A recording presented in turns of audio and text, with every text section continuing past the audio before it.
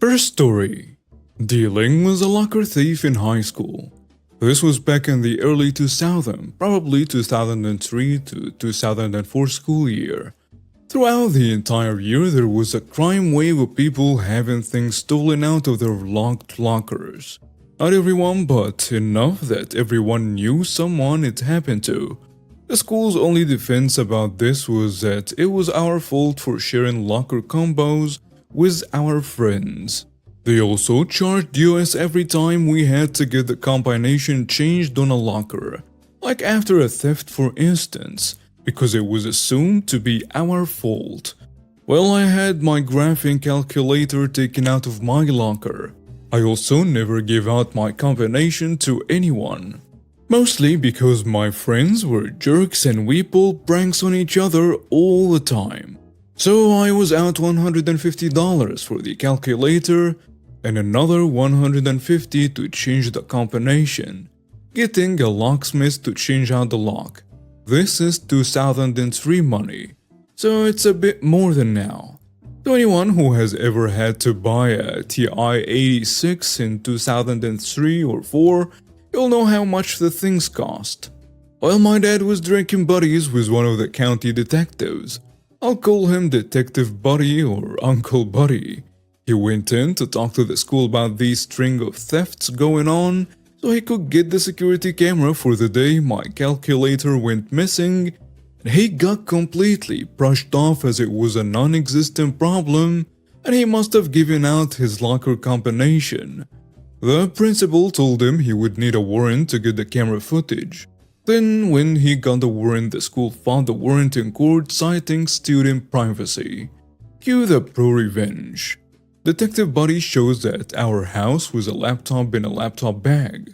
He's like, throw this in your locker and tell everyone you know about your brand new laptop. Okay, sure, Uncle Buddy. 3 days later, I show up at my locker between classes and the laptop is gone. The bag too is nowhere to be seen, as is a 24-ounce bottle of Coke and possibly some pens. I take my phone out and text him that the laptop got taken. Stand by for the Krabby Show. Oh, and you reported the theft to the police, FYI. He replies back. Okay, I replied. Confused. I got about the rest of my day and I don't hear anything back. The following morning, Detective Buddy comes to the school with 3 uniformed officers and pulls a student, Dave, out of class as well as his mom, who works in the front office. The principal is angry. I don't actually hear the cops, but the principal is angry to no end that he had the audacity to accuse them of theft and he couldn't just take them out of his school, etc., etc. Well, turns out there was a tracker in a laptop bag and Uncle Buddy got a warrant to search a particular house. The laptop had a value of over $1,000, making it a felony. And the next afternoon, he set up a tent with a table just outside the school grounds. He also had a banner across the top. If you have had something stolen from your lockers, see me. By the next morning, Dave and his mom made the paper. Apparently, Dave allegedly used his mom login information to get into the school network and get the locker combinations for basically everyone. Then he just opened random lockers looking for valuables to steal if he didn't get information of a specific locker to steal from. When he set up the stand to get more people reporting thefts, he racked up an astounding number of charges. Each locker counted as a separate misdemeanor unless the stolen object was worth more than $1,000, in which case it was a felony. In less than a week, Uncle Buddy opened and broke an investigation. They charged Dave and his mom with 9 felonies and 35 misdemeanor charges. When I finally got the story from Buddy, he explained what the situation was. He had me stash a brand new laptop that had a GPS tracking unit stuck in it in my locker, then get it stolen deliberately, and then he got a warrant to search the property it had been taken to. Now the fun thing to stress is that the laptop was over $1,000, pushing the theft from a misdemeanor into a felony level. There was also another 8 felony charges, Stuff like jewelry that was stolen from other people's locker and recovered. So any of the locker break-ins that amounted to over $1,000 stolen was a felony charge, and less than $1,000 was a misdemeanor charge. Cool thing was that because the calculator and the laptop were separate days, and the combination changed between the days, he got a felony and a misdemeanor charge off me alone. The 9 felony thefts ended up in the $12,000 range total, and the 35 misdemeanor charges were somewhere in the range of $3,000 total in value. Now that's an awful lot of stuff stolen, but I need to stress that this is only what was proven stolen. Like this is what they caught him was in his possession that they could trace back to someone. They also did not let them plead to anything. It was Buttingsville's highest profile crime in years and without a doubt one of the worst crime sprees a county had seen in decades. Next up, on the revenge, everyone who had been charged $150 to get their locker combinations changed sued the school district in a class action lawsuit. The justification was that the school did nothing to investigate the 44 proven and more than likely 200 plus cases of locker theft and then charged money to get the locker combinations changed. There were 218 people in the class, and in total everyone got $85 after attorney's fees. The principal also lost his job for being a bonehead and not bothering to attempt to deal with the massive problem that was reported to him going on at the school. A fun thing I need to point out is that the school brought in a locksmith to change out the locks. That's why they justified charging $150. Well, the school already paid the $150 a locker, but they also had to return $100 per locker, meaning that they were out $21,800, plus their legal fees for that class action suit. Next comes the criminal trial and the fallout.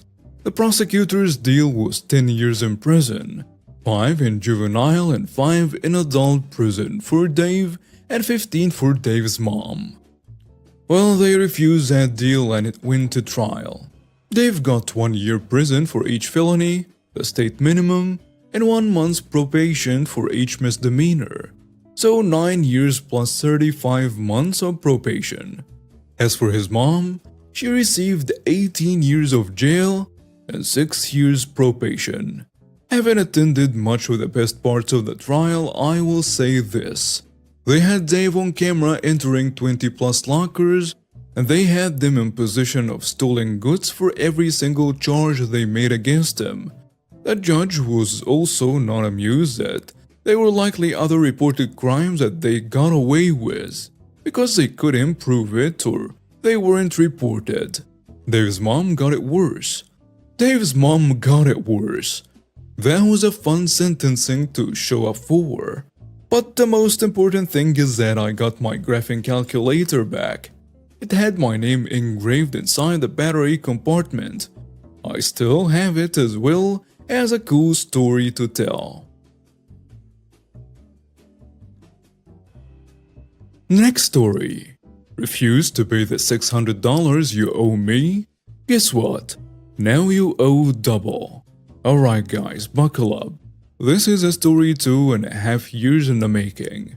As I transitioned out of the US Navy about 3 years ago, I decided to sell my beloved Saturn Vue and bought a much newer RAV4. When I returned home, I now had my shiny new car and wanted to sell my old one to someone who I thought would take care of it. I'm savvy like that. My cousin was dating a guy who we will call ex-douchebag. I had met him before and he seemed chill, so I verbally agreed to sell him the car for $2,000, half upfront, payments when he could do so. An important factoid for later is that when you transfer the title, you tell the state what you're selling for and get taxed on that. We were discussing telling the state that I was selling to him for less to lessen the tax. I don't remember why, but at the last minute I decided to tell the notary the full price I was selling for. Good thing I did. Good thing I did. After a few months of sporadic payments and a really nasty breakup between my cousin and the entitled douchebag, turns out he was a serious douchebag. Surprise, surprise, the payment stopped. Now I was hopping between my dad's house near cousin and my mom's 8 hours away. And college in between and takes around 10 months out of the year. He had missed months before, so I wasn't too concerned. But after 3 months, I messaged him about the payments. And the conversation went basically as follows. Hey man, sorry to hear about the breakup. How did you want to give the money to me now that cousin isn't acting as a go-between? I paid the money. If she decided to take it for herself, that is not my problem. The car is legally titled in my name, so it's your problem now. Delete my number. Have a nice day. Okay? I was very dubious. Hi, aunt and cousin. Did the entitled douchebag give you the remaining $600? No he didn't. Hey man, it's me again. They said they didn't receive it. How did you send it? I can track it down. I gave her $600. It is not my problem anymore. Do not text me again. Well, alright then. Since he can get me for harassment for continuing to contact him, I decide for a little malicious compliance. I take all the texts, get my aunt and cousin to agree to testify if needed, put together a list of his payments and dates, and a card title receipt, which says how much it was sold for. And I took his butt to the local district court. Now, as I said, I was bouncing around a lot, which is why this took so long to be honest. But it took about a year for this step, in which a lot of research was done, and apparently, a year was a lowball estimate on the statute of limitations anyway. The biggest pain in the rear was making sure his address was up to date.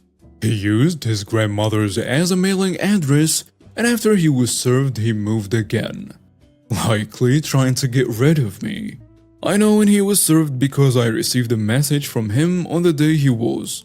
And this conversation was as follows. Excuse me, but I thought we settled this a year ago. Well, sorry, but there are still $600 missing and you told me not to contact you, so... I already told you I paid. I have to deal with $8K from my DUI and $7K from my motorcycle accident. I can't deal with this petty stuff.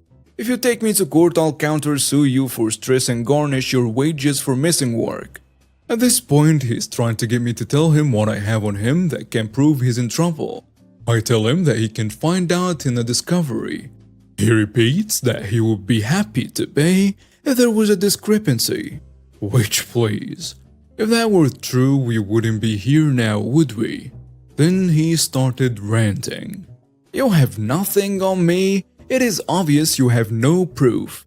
Isn't it suspicious that cousin got a new car? It's obvious where the money went. I'm not concerned about going to court at all. I was just trying to save you the time and money and blah blah blah. Eventually, I just give up talking to him and saying that the court will handle it and see you then. He made it clear that his ace in the hole was the fact that we had a verbal agreement. Show me our signed agreement. Where is it? Fun fact. Verbal agreements are enforceable and cousin was there to witness it. Now he gets a month to respond to the summons. Guilty, no guilty, etc. Then a second date is set for the hearing. But if he doesn't respond, it is default judgment. Last day he shows up and agrees that he owes the money and does not intend to fight it. Awesome. The court enters judgment for the $600 plus all the filing fees. I did get slightly confused when I got the news of default judgment because I thought he just didn't show up, not that he didn't contest it. At this point, he gets another month to appeal. The day after that date is passed, I gleefully message him again. Hey man, it's been a month since the judgment and I haven't heard from you. How did you want to proceed? The judgment was wrong. I'm fighting it in court. I never signed anything. That is my defense and we'll see you in court. Incredulous, you didn't show up. You didn't respond to the letter which the court knows you received. And you didn't appeal within the 30 days. Remember, I thought he didn't even show up. I did show up and told her I was fighting. Not my fault they processed it wrong. I lost a whole day of work and will be suing for that too. Plus whatever else I lose over this. My parole officer and I discussed what you've been told is severely wrong. I just stopped responding. My next step was to file my judgment at the county court. Make sure it gets signed after judgment by the judge. Learn from my mistake. Then file for a writ of execution. Remember again that all these fees just gets added to the total amount he has to pay. Turns out that he moved sometime in all of this. So the sheriff just subpoenaed his address from the post office. Turns out he was living with his new girlfriend. And finally, the conclusion, just last night, my dad said, guess what? You got mail. It's from the sheriff. I'm like, oh, gimme. Now I was expecting something about him fighting the rioter, or they couldn't find him, what my next step was, something like that. What I didn't expect was 2 escrow checks for the full amount owed me. I squealed in absolute delight. I told my mom, my cousin, my aunt, and we'll gleefully have the checks cashed on Monday. Thank you all.